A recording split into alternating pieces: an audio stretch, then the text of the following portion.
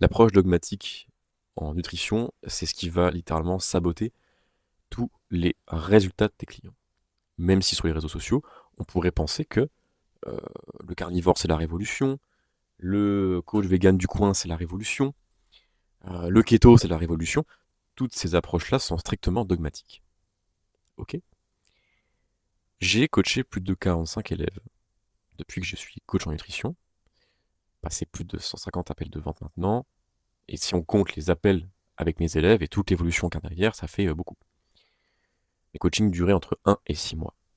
J'ai commencé avec 1 mois, c'était pas assez long, et après directement, j'ai fait que du 3 à 6 mois. Donc ça allait très vite, tu vois. Donc j'ai coaché beaucoup de gens sur des périodes très longues. Et voici l'approche que j'avais sur la fin. Alors quand je dis la fin, c'est pas mes tout derniers coachings, hein, mais c'est sur la dernier gros trimestre, tu vois, ou bimestre, je sais pas si ça se dit. En gros, les 6 derniers mois de coaching que j'avais. Parce que depuis, j'ai arrêté. Voici comment je faisais. Et c'est comme ça, en fait, que d'ailleurs, j'ai eu des très bons résultats. Parce que oui, hein, on commence pas en étant un bon coach. Il y a forcément des erreurs au début. Et en fait, l'erreur là, dont je te parle, le dogme, c'est une erreur que moi j'ai faite aussi. Donc ne sois pas dogmatique. Et oui, même si tu es... Enfin, ne sois pas comme ça en fait, mais bon bref.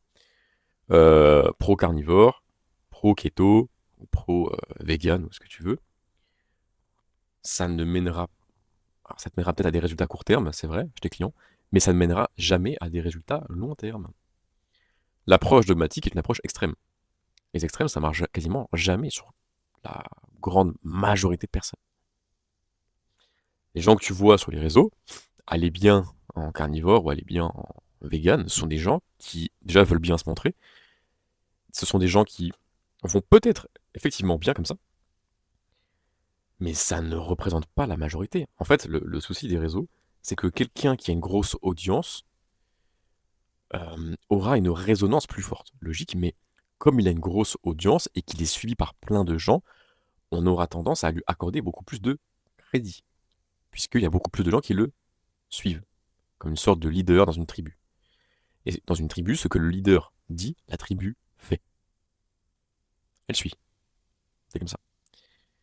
Et donc, quand tu vois un compte Insta d'un vegan avec 20 000, 30 000, 100 000 abonnés, ton cerveau étant un petit peu pas vraiment adapté à ce monde moderne, il voit 100 000 personnes qui suivent ce vegan.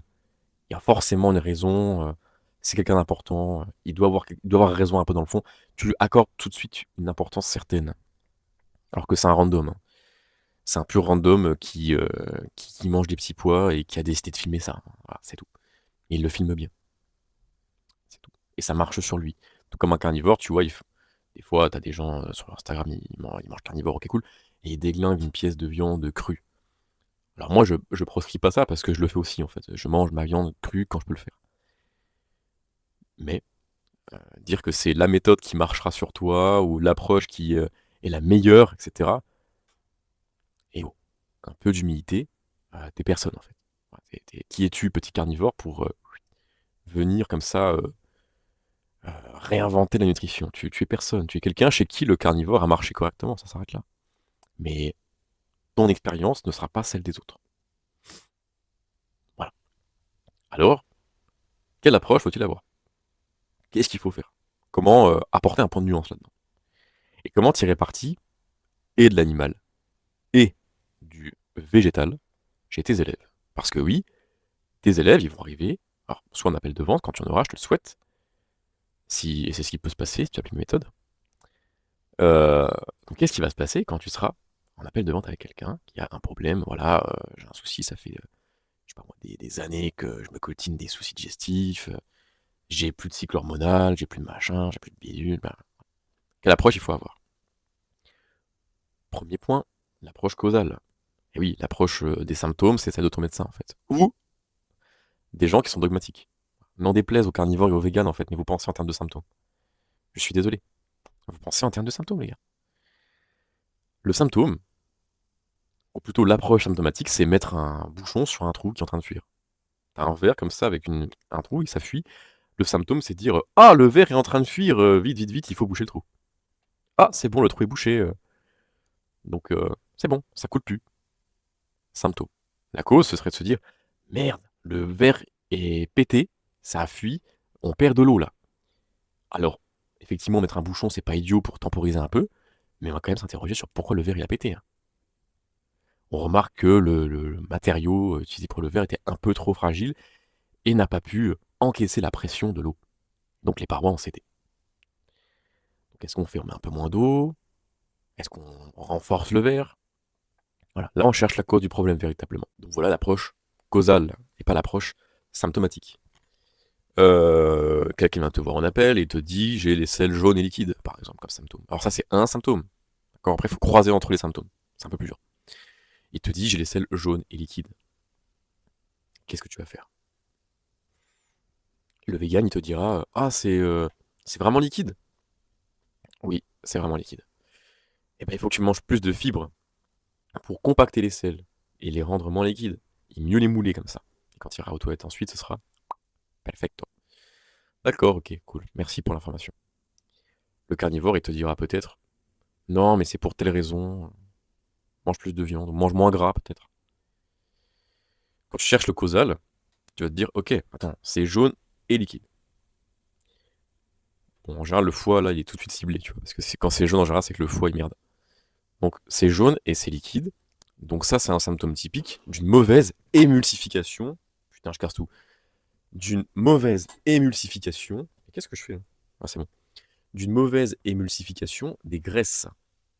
D'accord? Qui est chargé de ça? La bile. La bile qui est produite par le foie et stockée dans la vésicule biliaire. Cool. Magnifique. On prend l'information. Donc, si les graisses sont mal émulsifiées, on s'interroge, pourquoi elles le sont?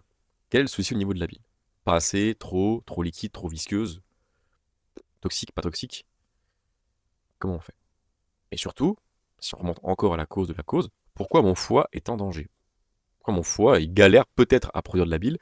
Ou pourquoi mon foie euh, produit de la bile, mais en fait c'est une bile qui est totalement toxique, qui est encrassée comme pas possible? Comment ça se fait? Alors on s'interroge, peut-être que le foie il est surchargé de toxines. Et dans ce cas, l'approche va être un peu différente. On évitera davantage de surcharger le foie avec des toxines, plutôt que de bouffer des fibres. Ah, c'est un peu différent comme approche quand même.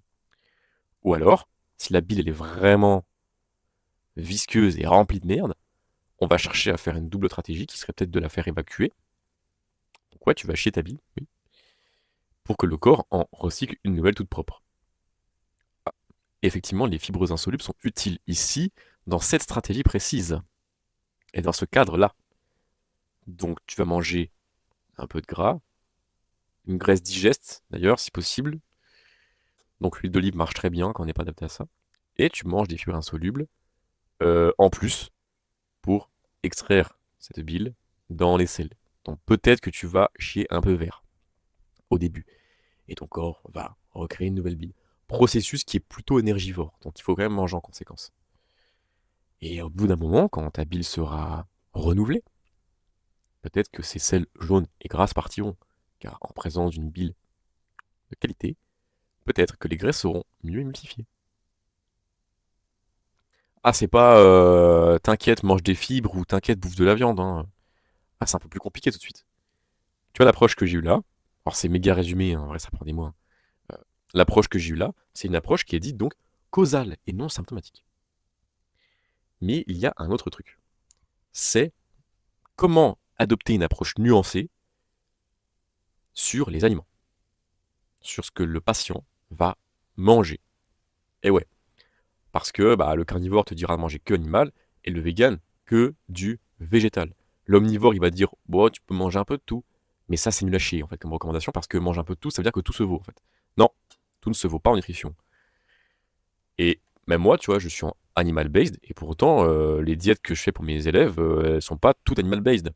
Parce que tout dépend du point de départ. Typiquement, là, je prends l'exemple du foie que je t'ai cité avant. Je vais pas dire au gars de bourriner le gras animal.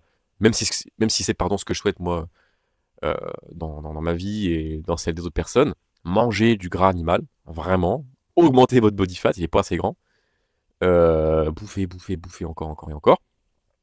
Et quelqu'un, si je commence à lui dire, vas-y, mange de l'os à moelle, du foie de morue, du machin, des trucs gras à mort, Si il s'envoie chiasse sur chiasse toute la semaine, c'est bon, il faut arrêter les conneries en fait. L'approche animal-based, je trouve, c'est quand même, ça va peut-être te paraître totalement logique ce que je te raconte, mais le nombre de coachs que je vois être aussi têtus dans leur approche diététique, c'est stratosphérique. Parce que, je sais pas si je l'ai dit avant, hein, mais j'ai fait beaucoup de prospects espions, hein.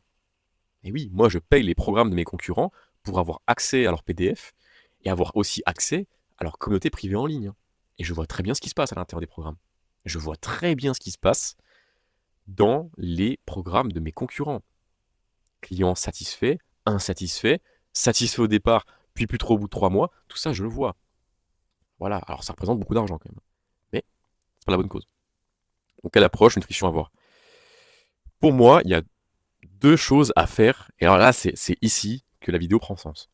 Il y a 2 choses à faire. L'animal et le végétal, il faut les traiter différemment, enfin distinctement.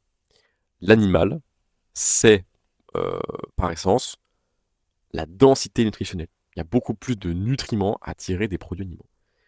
C'est aussi la digestibilité. Alors, encore une fois, tout dépend du point de départ, mais de manière générale, les produits animaux se digèrent beaucoup mieux que les végétaux. Et c'est aussi un confort digestif certain. Sauf si tu digères pas un pet de protéines. Et là, c'est encore un autre problème. Et basiquement, l'animal, c'est digeste et hyper dense. Magnifique. Le végétal, c'est moins digeste et c'est moins dense. Cependant, il y a quand même certaines vertus au végétal que tu ne pourras pas trouver dans l'animal. Et aussi, il y a des usages, on va dire, thérapeutiques, entre guillemets, comme avec l'exemple précédent, avec le foie, où des fibres insolubles dans l'animal, pour en trouver, il faut se lever tôt. Donc tu n'en auras pas, en fait. Tu n'as pas le choix d'user, effectivement, de végétal pour faire ça. Et même, tu as certains nutriments qui sont vraiment propres au végétal et qui vont trouver une utilité. Voilà. La vitamine C a tout à fait sa place. Les polyphénols sont aussi utiles dans des cas précis. Et tu n'auras pas de polyphénol en bouffant du steak, hein, je te le dis. Donc, que faire?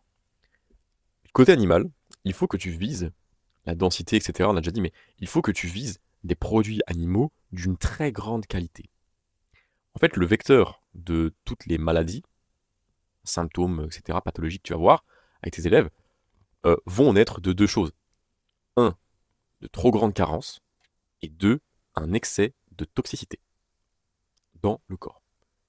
Donc, les carences, ça se comble avec les produits animaux, qui sont très digestes, biodisponibles et denses. Magnifique. Mais il faut le faire à la hauteur des capacités digestives de ton élève. Voilà le point de nuance. Ne bourrine pas du steak et du poisson. Si ton élève, dès qu'il mange animal, il te dit écoute mec, dès que je mange autant de produits animaux que tu me conseilles, j'ai des gaz de fou, et en plus ça sent, en fait, ça sent le soufre, ça sent l'œuf pourri, classique symptôme, tu vois. Ça pue, ça pue. Voilà. Symptôme qu'il faut vite enregistrer, parce que ça veut dire que monsieur devant toi, il digère pas les protéines correctement. Pourquoi? Pourquoi? Les protéines ne sont pas trop bien digérées. Estomac, acide gastrique, stress chronique, que sais-je. Tas de raisons qui peuvent montrer que l'acide gastrique est totalement défectueux. Prise de médicaments dans le passé, des IPP pendant 10 ans au hasard. Un stress chronique qui tire à mort sur les surrénales, qui auront elles-mêmes leur effet sur ta sécrétion acide gastrique. Donc, chercher la cause de la cause, encore une fois. Tout ça pour que ton patient il puisse enfin digérer les produits animaux correctement, pour combler les carences qu'il a. Mais donc, l'autre partie, le végétal, c'est que le végétal doit être mangé impérativement, et là c'est quand je dis impérativement, c'est vraiment impérativement. Impérativement préparé. Quand je dis préparé, ça veut dire germé, fermenté, bouilli, des trucs comme ça. Parce que les toxines végétales, bon c'est pas le diable non plus, faut pas trop stresser par rapport à ça, mais c'est quand même notable et ça existe, c'est vrai. Regarde les dégâts de l'acide phytique et des oxalates sur la santé, tu verras. Ces toxines-là, elles existent bel et bien. Et donc il faut s'en prémunir. Et donc le végétal, il faut le rendre moins toxique, plus digeste et plus dense. Et comment tu fais ça? En les préparant correctement. Tu trempes ton riz, tu fais germer des graines, t'arrêtes de manger des légumes crus. Je te le dis parce que je l'ai fait pendant plus de 1 an et demi, 2 ans, je crois. Des légumes crus. Putain, mais j'étais vraiment idiot à l'époque, mais bref, c'est pas grave, c'est comme ça qu'on fait l'expérience. Donc tu fais germer des graines, tu fais tremper ton riz, tu fais bouillir des tomates, après tu retires les grains, tu retires la peau et tu manges que la chair bouillie de tomate, par exemple. C'est comme ça qu'on mangeait avant. Les anciens savaient tout faire, hein. D'ailleurs, je le vois aussi aujourd'hui, hein. Là, je suis à la ferme, donc la fermière, on va l'appeler comme ça. La fermière, c'est elle qui fait à manger. En soi, les légumes qu'elle fait, moi, je suis pas trop légumes de base, de toute façon, mais quand j'en mange pour goûter, par respect du repas, quand même, c'est très bien préparé. Je la vois faire. Je regarde comment elle fait. C'est très bien fait. Donc, les végétaux doivent être préparés afin de les rendre moins toxiques, plus denses, parce que oui, effectivement, quand on fermente les produits végétaux et qu'on les fait germer, on vient augmenter la biodisponibilité des nutriments qui sont dedans. Lacto-fermenté, ça marche aussi. D'ailleurs, petite publicité pour Valentine et son compte, deux comptes en fait, c'est Valoramix et Breu, Breu c'est sa boîte, et elle vend des produits lacto-fermentés. Bon, Valoramix, ça fait longtemps que je la connais. Et ces produits, je les connais aussi. Et donc, de ce fait, quand tu manges animal, tu viens manger dense et peu toxique, à condition évidemment de prendre des produits animaux de bonne qualité. Donc, l'animal, c'est dense et peu toxique et très digeste par nature, d'accord, sauf pour des cas particuliers. Et le végétal, on le prépare pour le rendre pardon, plus digeste, moins toxique et plus dense. Et c'est une balance en fait. C'est une balance. Certains vont fonctionner correctement avec un ratio peut-être de 40% animal, 60% végétal. Ou 50-50. 60-40. Moi, je suis en 80-20 en ce moment. Et les seuls végétaux que je mange, c'est du pain au levain, fermentation ultra longue, et des patates. Enfin, je mange pas de fruits, je mange pas de légumes. Mais il y a encore, je vais te dire ça, attends, là on est en janvier, euh, ça devait être en septembre, je crois. J'ai refait un test en 50-50. Et ça passe tranquille. Ça passe. Après, ça passe en termes de symptômes et de santé, tu vois, je me sens bien. Après, est-ce que c'est opti pour moi? Ça, je ne pense pas. Moi, je suis un petit testeur. Je suis un petit mec du test. Moi, j'aime bien tester des fois. D'ailleurs, je pense qu'un jour, je ferai pardon, un test vegan pour voir le bordel que ça fait. J'aimerais un jour faire un test vegan. Voilà. Pendant 6 mois, je deviens vegan pour voir en fait les dégâts que ça pourrait me causer. Ou pas, peut-être surprise monumentale, en fait, ça va aller bien. J'en sais rien. Moi, je suis un petit gars du test. Voilà, j'aime bien tester et mettre mon corps à l'épreuve. Mais en tout cas, de tout ce que je teste maintenant, le meilleur ratio que je peux avoir, c'est 80-20. 80-20, ouais, c'est à peu près ça. Et en termes de macro, je pourrais pas te dire, je suis environ à 200, ouais, peut-être 250 de glucides par jour, à peu près. Il y a le lait cru aussi, hein. Les glucides du lait cru. Là, je suis à 2 litres par jour. Et je suis à 4000 calories, quoi, après. C'est les macros. J'aime bien ça, en fait. Je mange comme ça. Je suis à 4000 calories et doit être 200 de glucides. Voilà. Et après, le reste, je compte pas trop. Les protéines, je sais que de toute façon, quand tu bois du lait cru et que tu manges du fromage, ton quota, tu l'as largement. Et le gras, je mange très gras, donc je compte même pas ça, tu vois. Mais je sais que je suis dans une tranche environ 4000 calories. C'est ce qui me convient. Mais mes élèves, même si j'ai une approche animal-based, j'irai pas leur dire faites comme moi. Non, non. Et c'est ce que j'ai fait au début quand j'étais coach. Et ça a été une monumentale erreur. Mais ça, je m'en suis rendu compte au bout de 3 mois.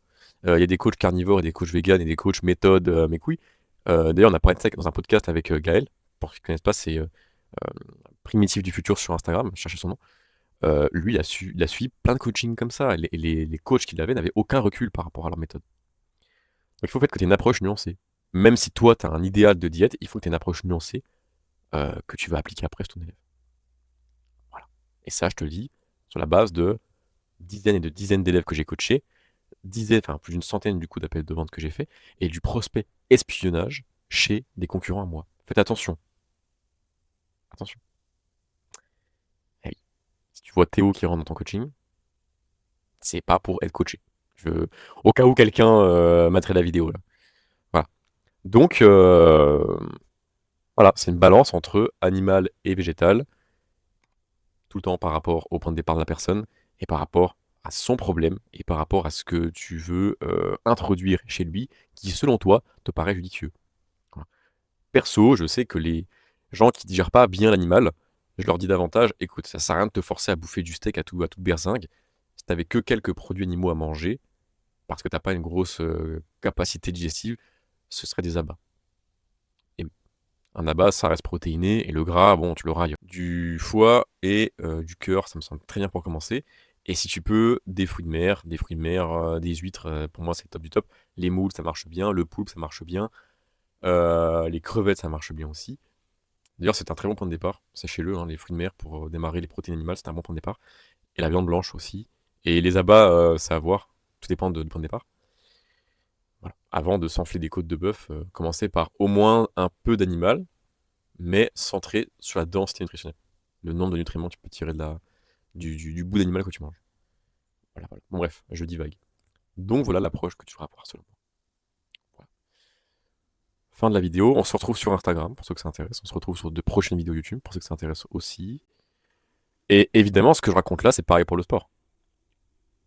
Et oui, c'est pareil pour le sport. Il y a des fondamentaux en sport. Il y a des fondamentaux. Et t'as des mecs qui vont jurer que par le poids de corps, d'autres que par la salle. C'est un peu les deux grandes factions, on va dire. Poids de corps contre salle, street contre go muscu. Mais en vrai, les deux sont bons à prendre. Pour moi, les deux sont bons à prendre. Mais il faut juste que tu bases ton programme de sport, ta séance de sport, à la salle ou au poids de corps, sur des fondamentaux. Et que tu adaptes ces fondamentaux par rapport à ton matériel, tes contraintes, le temps, plein de trucs comme ça, tu vois. Mais ne pas avoir d'approche dogmatique et dire non, le poids de corps c'est mieux ou non, la salle c'est mieux. Les deux se complètent très bien ensemble. Les exos à la machine peuvent très bien t'aider à corriger des asymétries ou corriger des points faibles que tu galérerais à corriger avec des exos poids de corps par exemple. Enfin bref, là si on part sur le sport, je vais encore plus divaguer. Donc ce qui compte là-dedans, c'est la nuance. Tout le temps voir la nuance. Et même si tu as, toi, un idéal dans la vie, en termes de nutrition, en termes de sport, en termes de ce que tu veux, tu dois avoir un point de nuance et tu dois avoir cette flexibilité, d'accord, de te dire, enfin plutôt ce recul et cette lucidité de te dire, certes, j'ai ma façon de, enfin j'ai comment dire, ma conviction profonde, c'est peut-être la animal based ou le carnivore ou je sais pas quoi. J'ai ma conviction profonde, cependant la personne qui est devant moi, si j'applique bêtement et méchamment ce que moi je fais, il y a des fortes chances que ça ne fonctionne pas. Donc je ne suis pas borné et je vais simplement inviter la personne peut-être à faire une petite transition, comme ça en mangeant plus animal ou plus végé, hein, pour ceux que ça tente, mais en adoptant une approche causale, tout le temps causale. De toute façon, tu verras que quand tu prends du causal, tu vas tout le temps converger vers la animal based, hein, voilà, magique. Voilà. Ça, je peux aussi vous dire par pratique, c'est que quand tu adoptes une approche causale, tu reviens tout le temps sur la balance animal-based, donc la animal et la comment dire ça, et la plante préparée. Tu vas tout le temps revenir là-dessus. VG préparé et animal hyper dense, voilà, spoiler, c'est le truc sur lequel tu vas tout le temps retomber quand tu vas vouloir faire une diète vraiment au poil pour ton élève. Voilà. Après, il y a quand même d'autres fondamentaux, mais on n'en parlera pas ici parce que c'est pas le but de la chaîne ni de la vidéo. Mais voilà en gros l'approche que j'aimerais que tu aies. Voilà. Allez, ciao, et on se retrouve pour une prochaine vidéo.